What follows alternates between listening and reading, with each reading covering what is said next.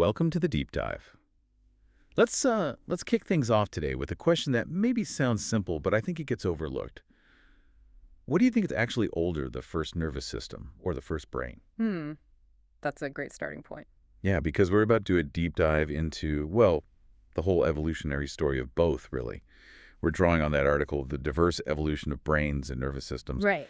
And our mission, as always, is to kind of give you the shortcut. You get the key insights, the surprising bits without having to wade through everything.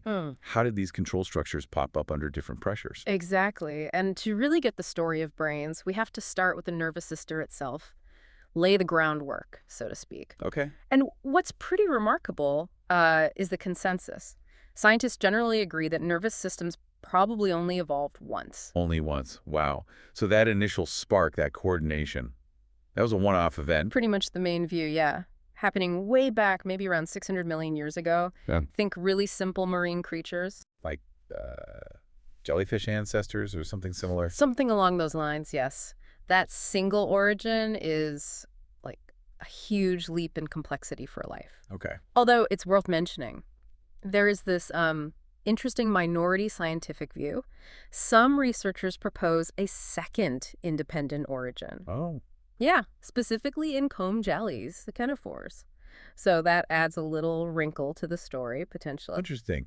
But sticking with that main idea for a second, what is a nervous system, fundamentally, at that early stage? Good question. Basically, it's a network, cells that can electrically excite each other. Right. And they use these specialized bits, projections, to signal very specific other cells. It's not just like, releasing chemicals vaguely into the water. It's targeted, fast. Exactly. Targeted and fast communication, a massive upgrade. Okay, so we've got this basic toolkit, the nervous system, established pretty early on. Yeah. But then the brain, that feels like a whole other level. It is. And the term brain itself is, it's a bit fluid, isn't it? Yeah, what counts? Okay. When does a bundle of nerves become a brain? Generally, we mean a concentrated cluster of these neurons, usually up front in a head-like area, and it's acting as a central controller for behavior. A central hub. Right. But here's where it gets really fascinating and quite different from the nervous system story.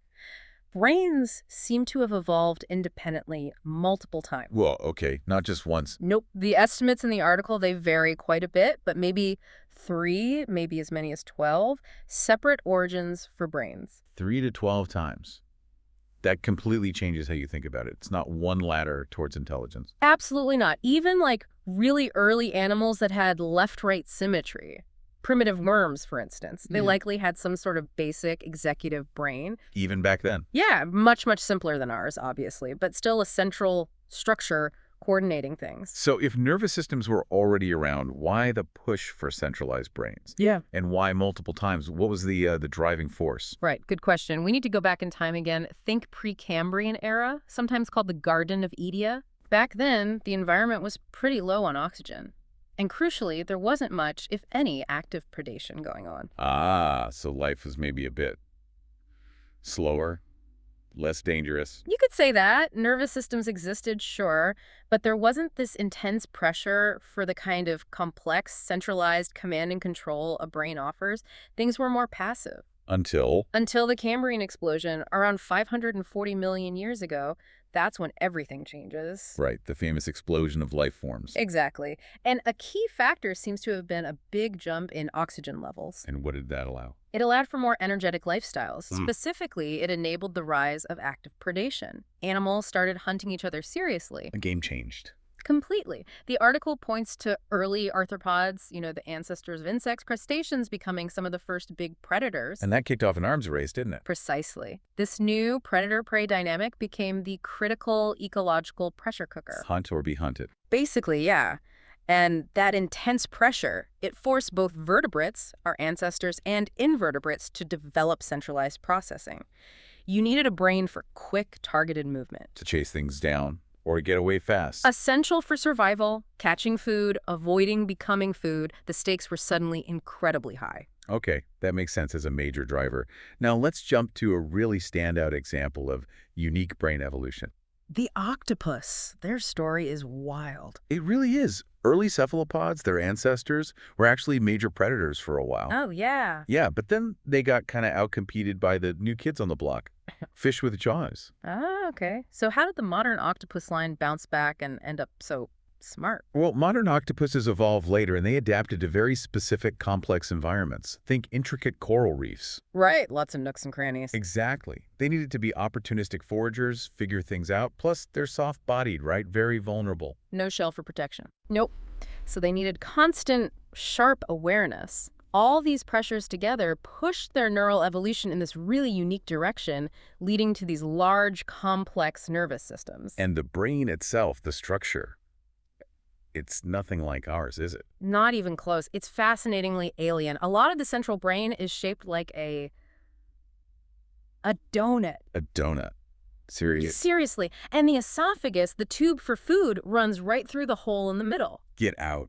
That's bizarre. Isn't it? And then they have these huge optic lobes, one behind each eye, for processing all that visual information from their amazing eyes. Makes sense. They rely on vision a lot. They do. And there's also a structure called the vertical lobe, kind of between the eyes, which seems to be involved in higher level stuff like learning. Okay, but the part that always blows my mind is the arms. Ah, yes. The arms. Here's the truly mind-boggling stat.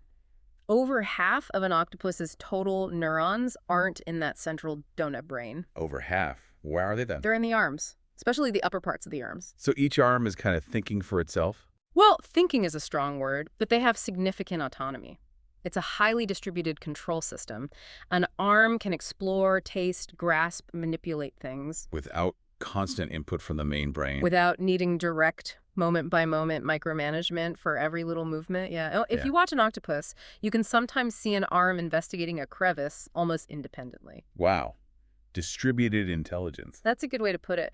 And how the central brain coordinates with these semi-autonomous arms, it's incredibly complex. We're still figuring a lot of it out. Okay, so stepping back from the amazing octopus, Yeah. what are the big takeaways here? What should you, the listener, really remember from this? I think the main thing is that centralized brains aren't just some inevitable outcome of evolution. They seem to be primarily ecologically driven innovations. So the environment, the pressures like predation, really forced the issue. Exactly. Think of it like intense market demand driving technological innovation. The predator-prey arms race created this demand for better control systems, and evolution delivered multiple times in different ways. Right.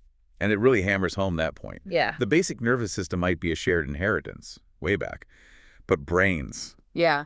they are a case of convergent evolution popping up independently. Yes. Multiple solutions to the problem of complex control. There isn't one single blueprint. And the octopus is maybe the most vivid illustration of Yeah, that. absolutely. It shows us just how radically different a neural architecture can be and still produce really high intelligence, sophisticated behavior, problem solving. It forces us to question our own assumptions, really. Huh. What a brain needs to look like or be structured like to be intelligent. Precisely. It challenges our sort of anthropocentric view, Yeah. opens up the possibilities. What an incredible journey then, from that single ancient spark of a nervous system Mm-hmm. all the way to these multiple, complex, sometimes donut-shaped brains driven by the dangers and opportunities of the environment. Mm-hmm. And yeah, culminating in the octopus, this incredibly alien intelligence right here on Earth. It definitely leaves you thinking, doesn't it? It does. I mean, if intelligence evolved in so many different ways just on this one planet, what does that suggest about, say, possibilities elsewhere in the universe? Or even future intelligence. Biological, maybe artificial. Right. It poses that fundamental question, is there one best way to be intelligent? Or is intelligence always, always tied to the specific world, the specific challenges it grew up in? A reflection of its environment. Exactly. Something to ponder.